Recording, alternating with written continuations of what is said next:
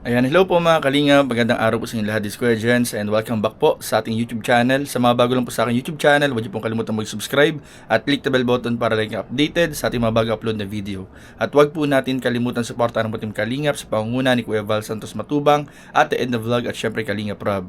At pakisuportahan din po ang mga kasama sa Team Kalingap, nandiyan po ang K-Boys, Kalingap Partner, Kalingap Reactor at lahat ng charity vloggers sa buong Pilipinas sa tumutulong sa mga kababayan natin na lahat may hirap. Suportahan po natin lahat, guys. So, ito mga kalingap, ngayong araw ay lang po, magbibigay lang po tayo ng live update mga kalingap sa ating mga subscriber, followers at sa mga sumusuporta po sa akin mga kalingap, dahil itong mga nakaraan nga ay di ko alam kung napansin po ninyo mga kalingap, may mga araw at may mga time mga kalingap na hindi po tayo makapag-upload, hindi tayo makapag-live, hindi tayo makapag-reaction video, hindi tayo makapag-vlog.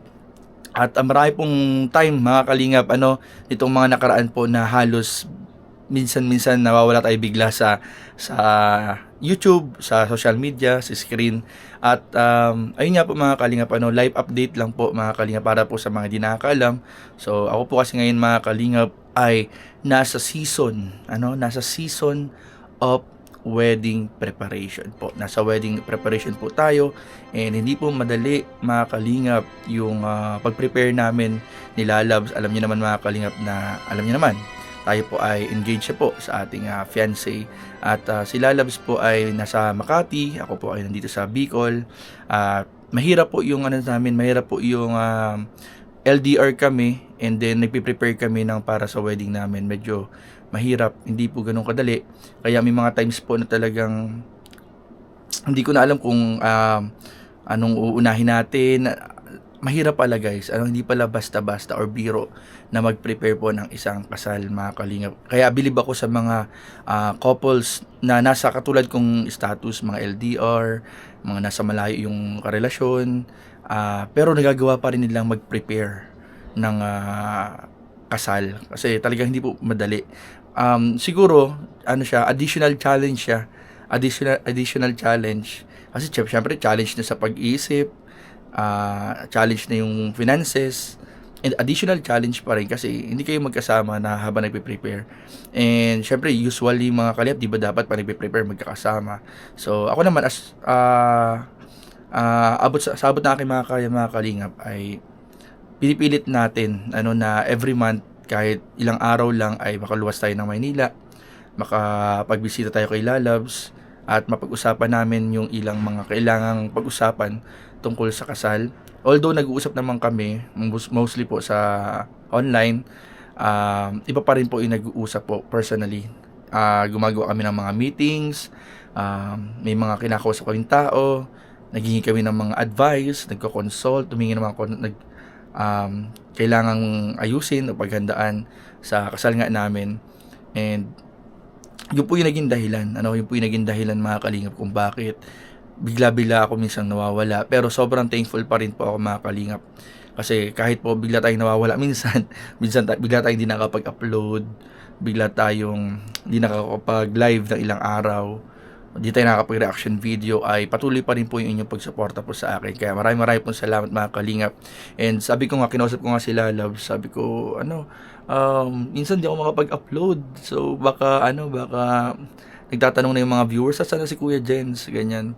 So naisip ko at pinapaalam ko na rin naman kay Lalab. Nagpaalam ako kay Lalab na baka kung okay lang and kung tawag dito, kung okay lang sa kanya, and syempre with restriction din naman, hindi naman lahat, pero ayun mga kalingap, we will try our best na ma-update po kayo sa wedding preparation, and sana po ay suportahan po ninyo mga kalingap. Although matagal pa naman yung wedding, pero syempre mas okay na yung matagal pa, malayo pa, ay pinaghahandaan na namin paunti-unti kasi hindi po biro magpakasal. Hindi po biro yung gastos, kaya matagal pa lang pinaghahanda na namin para paunti-unti, di ba? Kahit kahit hindi siya isang biglaang bayad, kahit paunti-unti ay nakikita namin na kahit paano may progress. So ayun po, so baka sa mga susunod na araw magkaroon po tayo, maggulat po kayo, magkaroon tayo bigla ng upload na wedding preparation or wedding planning related na mga uploads ko po. And sana po mga kalingap ay supportahan pa rin po ninyo.